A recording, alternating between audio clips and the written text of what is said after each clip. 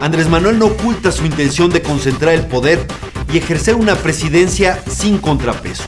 Promete el renacer esplendoroso de la patria sin más garantía que su propia voluntad. No explica cómo lo hará o de dónde obtendrá los recursos para financiar sus propuestas. No le preocupa contradecirse ni tampoco las limitaciones de la realidad. Él asegura que va a acabar con la corrupción, con la pobreza, con los rechazados, con la inseguridad, con el desempleo y hasta con la maldad. Insiste en decir que su mandato será un parteaguas a la altura de la independencia, la reforma y la revolución, y que su papel en la historia nacional estará a la altura de Benito Juárez. Estamos ante un líder mesiánico que promueve el culto a su personalidad. Por eso López Obrador no refuta con argumentos a sus críticos, sino que los descalifica moralmente. Para él no se trata de una diferencia de criterio, sino de una definición fundamental. ¿En qué bando estás? ¿Con el pueblo o en su contra?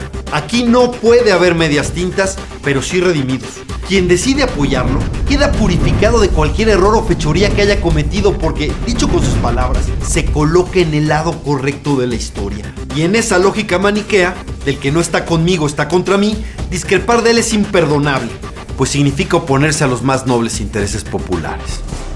En síntesis, Andrés Manuel identifica su suerte personal con la del destino del país y sostiene que hasta la felicidad del pueblo depende de su victoria. Él será fiel en todo momento a su narrativa y si las cosas no salen como promete y no puede cumplir las expectativas que él mismo ha generado, responsabilizará a los otros. Si hoy culpa a la mafia del poder de la desgracia nacional, siendo presidente será a los oligarcas que se confabulan con fuerzas oscuras para recuperar sus privilegios. Siempre necesitará de un enemigo poderoso y perverso con el que luchar para reclamar unidad en torno suyo y presentar incluso sus fracasos como parte de una lucha épica contra el mal. En esas condiciones, los contrapesos siempre estarán amenazados y por lo mismo muy probablemente dejen de ser efectivos. ¿Quién va a preferir ser acusado de traidor por no acompañar al presidente en su misión histórica? ¿Quién va a aceptar ser señalado como enemigo del pueblo por pensar distinto y sostener sus ideas? ¿Qué institución va a resistir la presión? Si algo ha demostrado en estos años López Obrador es que no tolera la crítica y solo admite condicionalidad.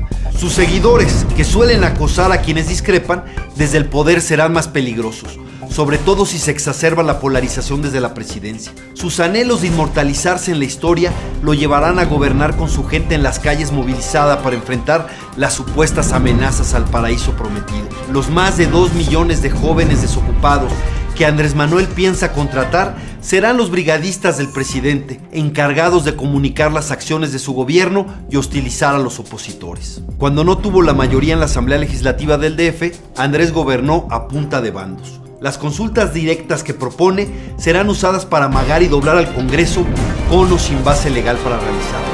En la ecuación, solo cabe el pueblo y el líder que lo interpreta, defiende y representa. Por eso López Obrador no respeta los equilibrios institucionales ni desprecia a la sociedad civil. Su voluntad es lo único que se necesita para que los cambios sucedan.